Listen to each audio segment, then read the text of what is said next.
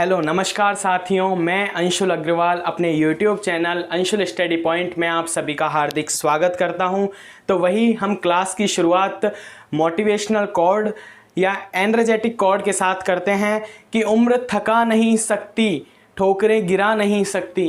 कि उम्र थका नहीं सकती, ठोकरें गिरा नहीं सकती, अगर जिद हो जीतने की तो हार भी हरा नहीं सकती। तो इसी लाइन के साथ हम क्लास की शुरुआत करते हैं और हम रेशो प्रपोर्शन के टॉपिक पर चर्चा कर रहे थे, जिसमें कि आयु से रिलेटेड या आयु से संबंधित क्वेश्चंस पर हम बात कर रहे थे। और आयु से संबंधित क्वेश्चंस के सभी टाइप्स, सभी प्रकार के क्वेश्चंस हम कहीं तो लगभग पूरा कंप्लीटली कर चुके थे। आज कहीं तो उसी पर आधारित एक क्वेश्चन और है आयु से संबंधित। इसके बाद में हम इनकम से रिलेटेड, आय से संबंधित, अनुपात से संबंधित टॉपिक पर क्या है टाइप्स पर चर्चा करेंगे, जो कि आय से संबंधित होगा। जिस प्रकार ये आयु से संबंधित क्वेश्चन थे उसी प्रकार वो आय पर रिलेटेड होंगे, इनकम पर रिलेटेड होंगे। तो हम इस क्वेश्चन को और कर लेते हैं जो कि आयु से रिलेटेड है। और इस क्वेश्चन को कहीं कराने का उद्देश्य ये है कि ये क्वेश्चन थोड़ा बहुत ही पिछले क्वेश्चनों की भांति डिफरेंट है, जिसमें कि इसमें 2/5 गुना या 1/2 गुना इस प्रकार की बात कही गई है, इसलिए ये क्वेश्चन लाने का उद्देश्य है। और हमारा उद्देश्य यह भी है कि हम किसी भी प्रकार के क्वेश्चन को छोड़ने का प्रयास नहीं करेंगे, जिससे कि हमें बस ओनली प्रैक्टिस की आवश्यकता हो जब हम एग्जाम देने जाएं। हम सभी टाइप्स के, सभी प्रकार के क्वेश्चन को यहाँ कवर करने का प्रयास कर रहे हैं। तो हमने आयु से रिलेटेड सभी प्रकार के क्वेश्चन यहाँ कवर कर लिए हैं। अब ये एक क्वेश्चन और है, इसके बाद में हम इनकम से रिलेटेड क्वेश्चन पर चर्चा करेंगे। तो ये पंकज की आयु अपने पिता की आयु का 2/5 गुना है। तो जो भी क्वेश्चन कहना चाह रहा है उस प्रकार से हम लिख लेंगे। पंकज की आयु अपने पिता की आयु का, यानी कि कहें तो ये पंकज है, पंकज और ये उसके पिता हैं, बात यही है। तो कहना चाह रहा है कि पंकज की जो आयु है वो अपने पिता की आयु का कितना है, 2/5 गुना है। तो पंकज की आयु अपने पिता की आयु का 2/5 गुना है, यही कहना चाह रहा है। जिस प्रकार क्वेश्चन कहना चाह रहा है उसी प्रकार हम लिख लेंगे कि पंकज की आयु अपने पिता की आयु का जब का मतलब क्या होता है, मल्टीप्लाई। ये परसेंटेज में हम अच्छी तरह पढ़ चुके हैं। तो पिता का यानी कि मल्टीप्लाई 2/5 गुना, तो 2/5। यहाँ से हमें पंकज और उसके पिता की आयु का रेशो पता चल जाएगा। और वो रेशो क्या आ जाएगा, जैसे कि पंकज को हम P से डिनोट करें और उसके फादर को F से। तो यहाँ हमने P/F निकाला। तो पंकज एज इट इज उसके पिता है कि यहाँ पे मल्टीप्लाई के रूप में है, तो यहाँ क्या आ जाएंगे, डिवाइड के रूप में, और यहाँ 2/5। तो यहाँ से हमें पता चला कि पंकज और उसके पिता की जो आयु का अनुपात है वो रेशो में कितना आ जाता है, 2:5 है। हमें ये रेशो ही तो पता करना था। हम रेशो के अकॉर्डिंग पता करते हुए फिर उसके बाद में पंकज की क्या है, वर्तमान आयु ज्ञात करनी है, तो हम ज्ञात कर लेंगे। उससे पहले हमें ये तो पता हो कि पंकज की आयु का अनुपात है वो किस रेशो में हमें दिया हुआ है। तो हमें समझ में आ गया कि पंकज और उसके पिता की आयु का अनुपात है वो 2:5 है। तो यहाँ से हमें पता चला, क्या पता चला कि वर्तमान कंडीशन में जो वर्तमान कंडीशन में हमें पंकज और उसके पिता की आयु का जो रेशो दे रखा है वो 2:5 है। उसी प्रकार अब आगे क्वेश्चन जो कहना चाह रहा है उस प्रकार 8 वर्ष पश्चात, तो हम क्या करेंगे, वही 8 वर्ष पश्चात की बात कही गई है, यानी कि फ्यूचर की बात कही गई है, तो वो नीचे की ओर लिखेंगे 8 वर्ष पश्चात पंकज की आयु उसके पिता की आयु का 1/2 गुना है। वही पंकज की आयु उसके पिता की आयु का 1/2 गुना है। और यहाँ से भी P/F कितना निकलेगा, 1/2, यानी कि P/F हम यहाँ से निकालेंगे तो 1:2 आएगा। यहाँ से P/F कितना आया, 1/2।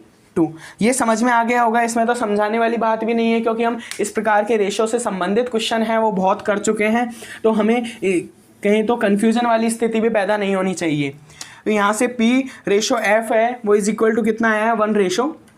उसके बाद में जो भी कहना चाह रहा है पंकज की वर्तमान आयु, तो वर्तमान आयु पंकज की यहाँ है यानी कि 2 है। अब हमें क्या है, 2 रेशो दे दिए और 8 वर्ष प्लस करने को कहा गया है कि 8 वर्ष पश्चात। हमारे पास ना कोई रियल वैल्यू है, अगर रियल वैल्यू होती तो real upon ratio into question करके हम निकाल लेते, लेकिन हमारे पास क्या है, 2 रेशो दिए हुए हैं और हम रेशो से हल करना आपने पिछली क्लास में समझा था। तो उसी तरीके से हम करेंगे। हम किस प्रकार करते थे, यहाँ से देखें तो हम जब करते थे क्वेश्चन को, इस प्रकार के क्वेश्चन को हल करने के लिए क्या करते थे, जैसे कि ये पंकज है और ये उसके पिताजी हैं, तो उन दोनों का वर्तमान कंडीशन में रेशो कितना है 2:5, तो 2:5 हमने यहाँ नोट कर लिया। उसके बाद में कहना चाह रहा है 8 वर्ष पश्चात, यानी कि यहाँ भी +8 करेंगे और यहाँ भी +8 करेंगे। उसके बाद में रेशो कितना हो जाता है 1:2। तो वही कंडीशंस आ गई जो पिछले क्वेश्चंस तक आई थी। बस इस क्वेश्चन को लेने का उद्देश्य यही था कि ये जो 2/5 गुना 1/2 गुना इस प्रकार की कंडीशन है, इसको आप समझ सको।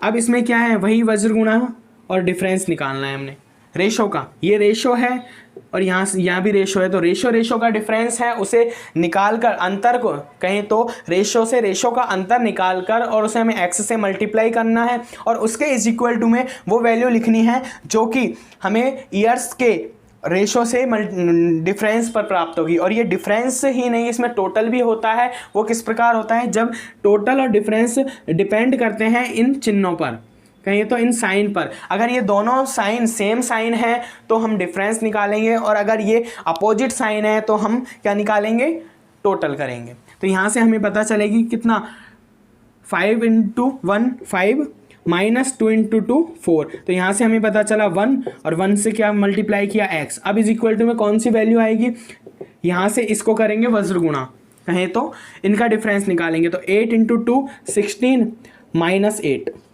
यहाँ से x की वैल्यू कितनी आई 8। यहाँ से हमें पता चला कि x की वैल्यू कितनी है 8, और हमें पूछा क्या है पंकज की वर्तमान आयु। तो पंकज की वर्तमान आयु क्या है, पंकज की वर्तमान आयु है, देखें तो कितनी है, वो 2x है।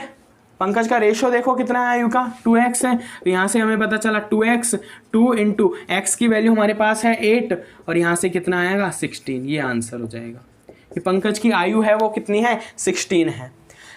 यहाँ से आगे तो क्वेश्चन को करने में किसी भी प्रकार की कोई प्रॉब्लम नहीं है। इस पर आधारित हम बहुत क्वेश्चन कर चुके हैं, तो इस प्रकार का कन्फ्यूजन या किसी भी प्रकार की कोई भी कंडीशन उपलब्ध, ऐसी कोई कंडीशन नहीं होगी जिसे कि समझने का हमने प्रयास नहीं किया है और हम समझ नहीं सकते। जबकि इसमें समझने वाली बात यहीं तक थी कि हमें रेशो निकालना था, जो भी ये 2/5 गुना और 1/2 गुना है लिखा हुआ है, इससे हमें रेशो निकालना था और उसके बाद में तो क्वेश्चन को करना आसान था। तो ये समझ गए होंगे। अब आगे हम नेक्स्ट इनकम पर आधारित आय से रिलेटेड क्वेश्चनों पर चर्चा करेंगे।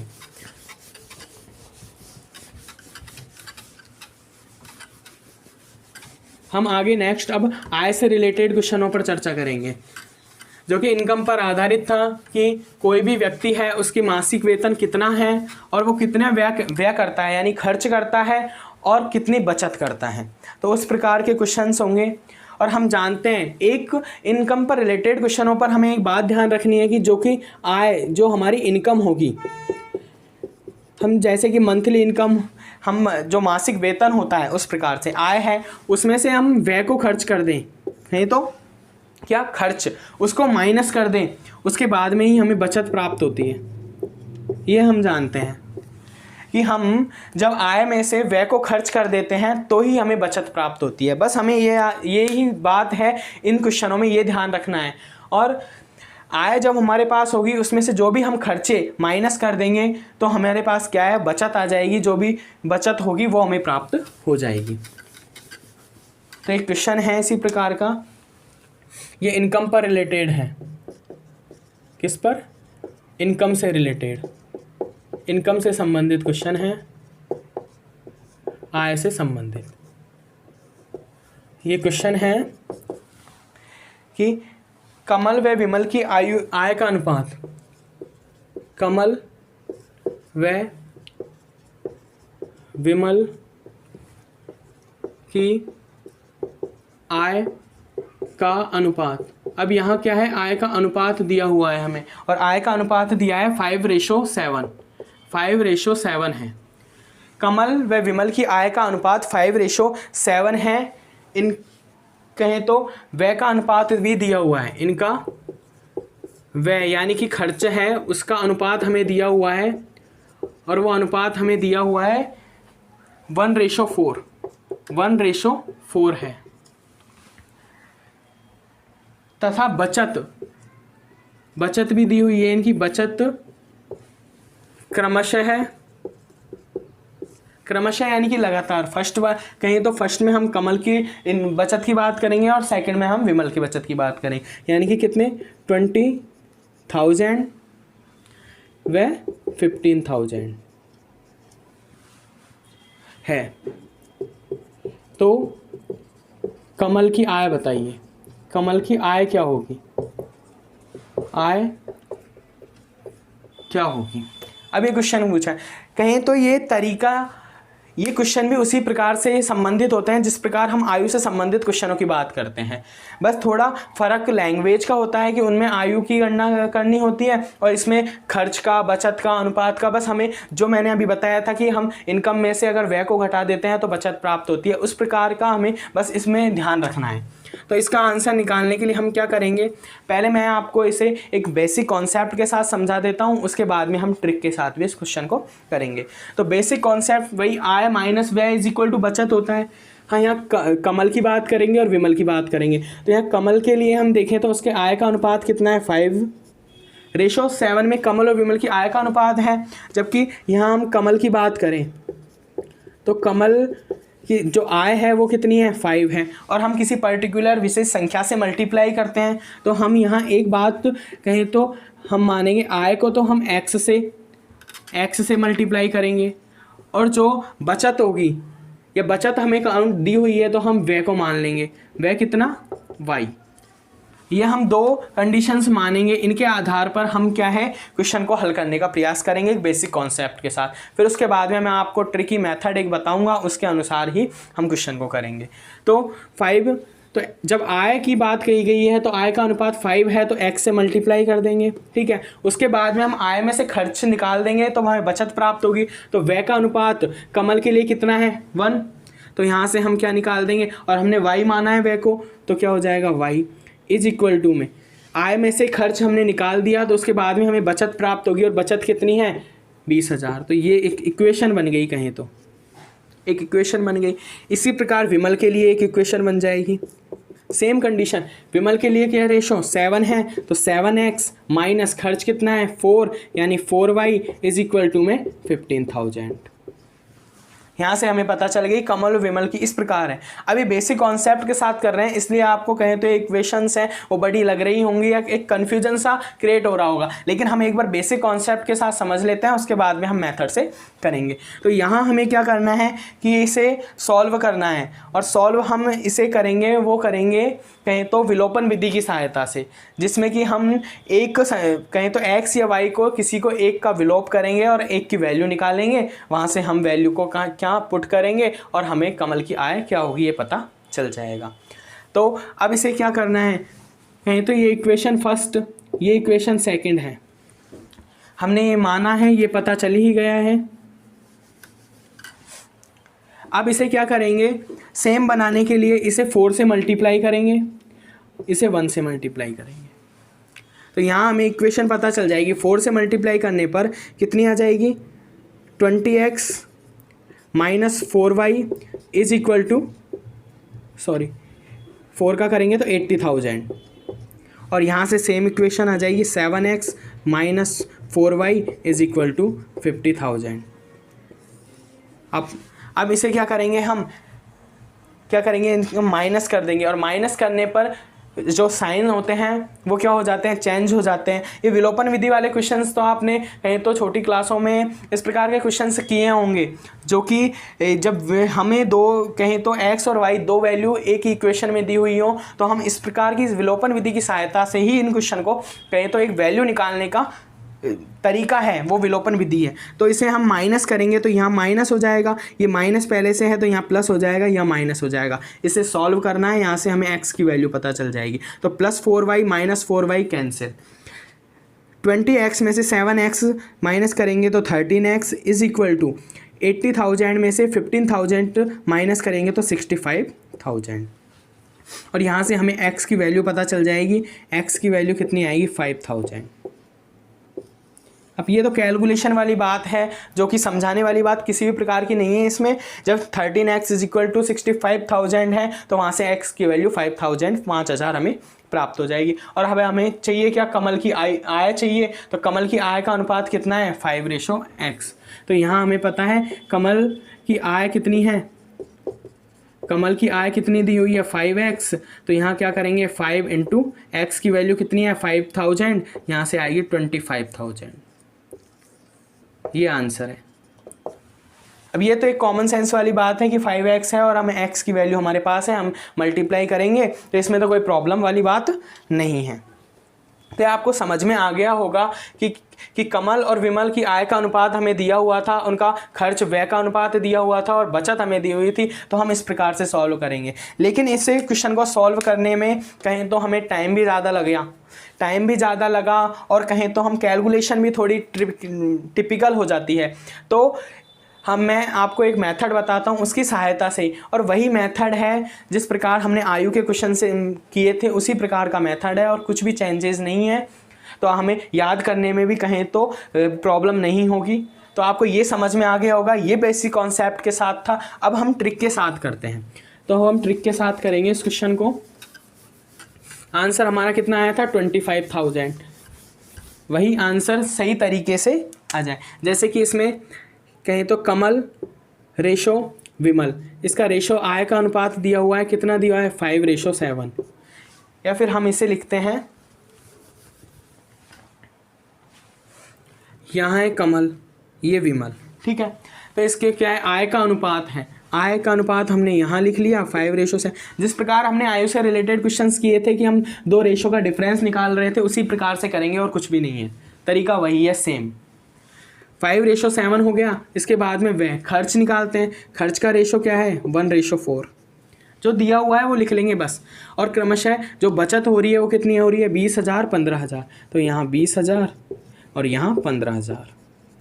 बस जैसा क्वेश्चन में कहा है उस प्रकार से हमने लिख लिया। और इस तरीके को हम जानते हैं क्योंकि हम आयु से संबंधित जब क्वेश्चन कर रहे थे तो हम इसी प्रकार की कहीं तो चर्चा कर रहे थे। इसमें यहाँ बीच में ईयर्स आ रही थी और यहाँ अनुपात दिया हुआ था। और ये तो चेंजेस किसी भी प्रकार से करो आप, वही वाली बात हो गई कि मैं ये बोलूँ कि आय में से हम खर्च को घटा दें, व्यय को घटा दें तो हमें बचत प्राप्त होगी, और आय में से मैं ये कहूँ कि बचत को हम माइनस कर दें तो हमें व्यय प्राप्त होगा। तो ये क्या गलत बात थोड़ी है, दोनों सेम ही तो बात को दर्शा रही हैं। ये दोनों ही जो कहें तो दोनों इक्वेशन है, एक इक्वेशन की तरह आप समझिए। ये दोनों इक्वेशन कहना तो एक ही बात को चाह रही हैं कि जब आय है हमारे पास, इनकम है, उसमें से हम खर्च को घटा देते हैं तो बचत प्राप्त हो जाती है। और मैं एक दूसरी लैंग्वेज में ये कहूँ कि आय में से हम बचत को घटा देते हैं तो हमें खर्च प्राप्त हो जाता है। तो वही कहें तो अब बात एक ही है दोनों की, कहने का तात्पर्य जो है वो लैंग्वेज सेम नहीं है, लैंग्वेज अलग अलग है, लेकिन कहने का जो तात्पर्य उद्देश्य है वो सेम है। तो उसी प्रकार से है कि हम जब आय को तो यहीं लेंगे, आय का जब गणना करेंगे, आय के अनुपात है उसे हम फर्स्ट में लेंगे, लेकिन व्यय और जो बचत है उसे हम किसी भी प्रकार से लिख लें, कोई भी हमें प्रॉब्लम नहीं होगी। क्योंकि एक व्यय या बचत किसी एक को माइनस करने पर एक जो इज इक्वल टू में प्राप्त होगा, वो हम अगर व्यय को माइनस करते हैं तो बचत प्राप्त होगी और बचत को माइनस करते हैं तो व्यय प्राप्त होगा। तो यहाँ क्या है, वही हमें पहले क्या करना है, रेशो, ये दोनों रेशो हैं तो रेशो का डिफरेंस निकालना है। रेशो का डिफरेंस कितना आएगा 5 × 4 20, 20 - 7 यानी कि कितना 13, और 13 को किससे मल्टीप्लाई करेंगे x से, इज इक्वल टू, फिर यहाँ से रेशो निकलेगा कौन सा, ये वाला, सॉरी ये वाला रेशो नहीं निकालेंगे, ये आय का अनुपात है, ये बचत है और ये सॉरी ये बचत है और ये क्या है व्यय। तो यहाँ से हम ये वाला रेशो निकालेंगे और ये रेशो किस प्रकार आएगा 20 × 4 यानी कि 80,000 माइनस 15,000। तो यहाँ से हमें 13x की वैल्यू पता चली 65,000 और हमें x की वैल्यू 5,000, 5,000 हमें x की वैल्यू पता चल गई। यहाँ से हमें क्या पता चला, x की वैल्यू 5,000 है, 5,000 है, बस यही तो था, यहाँ तक x निकालना था। हमने जब ये बेसिक कॉन्सेप्ट के साथ किया था तो इसमें हमें प्रॉब्लम यही थी कि हमने x माना था, y माना था, तो इस प्रकार की कंडीशंस मानी थी, तो उससे एक कहें तो टिपिकल सा क्वेश्चन लग रहा था। लेकिन अब इस मेथड से कहें तो ये एक आसान सा ईजिली सॉल्व करने वाला क्वेश्चन है, जो हम पिछली जैसे कि आयु से संबंधित हमने क्वेश्चन किए थे उसी से संबंधित लगता है। तो कुछ नहीं है, बस वही रेशो का वही डिफरेंस निकालना है और रेशो के डिफरेंस के इज इक्वल मल्टीप्लाई x करना है, फिर इज इक्वल टू में रेशो का का जो बचत है, जो संख्या हमें दी हुई है उससे डिफरेंस निकालना है। क्यों? क्योंकि सेम साइन है इसलिए। अगर ये अपोजिट साइन होते तो हम टोटल करते। तो यहाँ से हमें x की वैल्यू पता चली, और x जब पूछा क्या है कमल की आय, तो कमल की आय क्या है 5x है, तो यहाँ से हमें 5 × 5000 इज इक्वल टू 25,000 आंसर। जब हमने x और y से मानकर क्वेश्चंस किया था तो कहें तो पूरा बोर्ड हमने कंप्लीट कर लिया, लेकिन ये कहें तो एक हाफ बोर्ड में, आधे बोर्ड तक ही ये कंप्लीट हो गया है। तो इसी क्वेश्चन को इसलिए इजीली सॉल्व करने के लिए वही तरीका सेम है, उसी तरीके से हम करेंगे। तो हमें ये है कि आयु से रिलेटेड हो या इनकम से रिलेटेड क्वेश्चन हो, वो इसी प्रकार से सॉल्व करने हैं। तो इसी पर आधारित और नेक्स्ट क्वेश्चंस देखते हैं हम।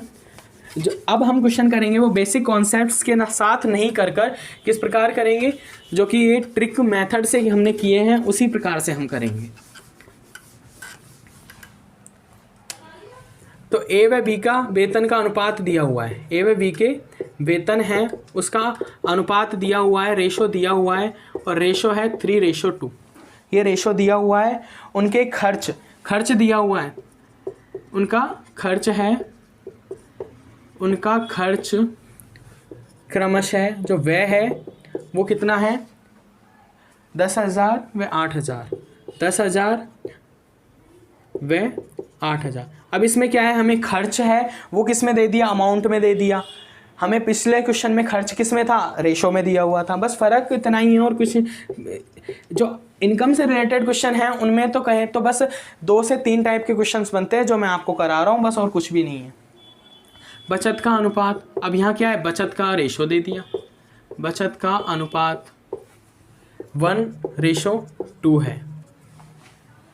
तो ए का वेतन कितना होगा ये पूछा है, तो ए का वेतन क्या होगा, वेतन कितना होगा, वेतन कितना होगा।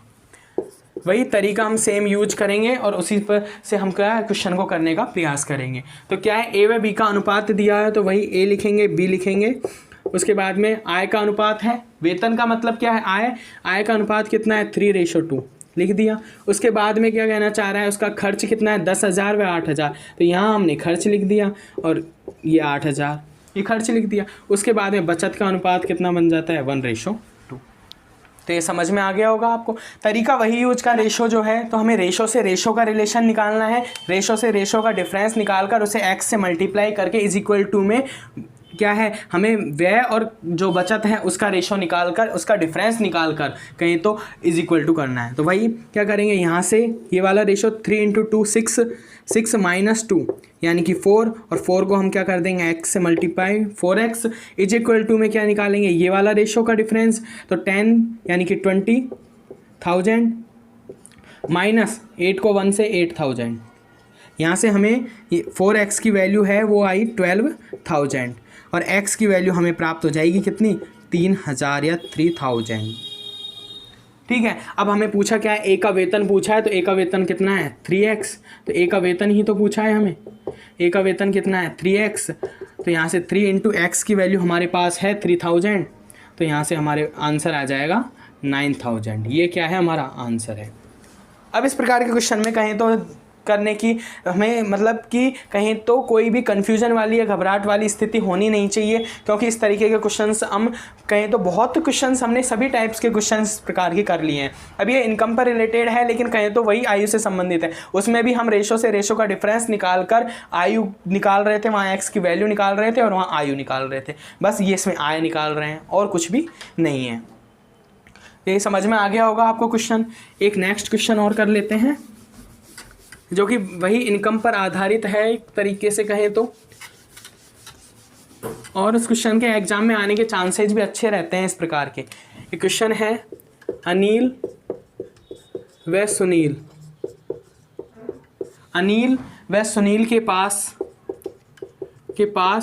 2:1 के समान धन है। इस अनुपात में उनके पास पैसा है, कहें तो धन है, मनी है उनके पास, कितनी है 2:1 के। यदि अनिल, अब इसमें बस लैंग्वेज की है और कुछ भी प्रॉब्लम नहीं है। यदि अनिल सुनील को 2 रुपये दे देता है, 2 रुपये दे देता है, तो उनके तो उनके धन का अनुपात 1:1 हो जाता है, 1:1 हो जाता है। तो प्रारंभ में अनिल के पास कितना धन था? अनिल के पास कितना धन था?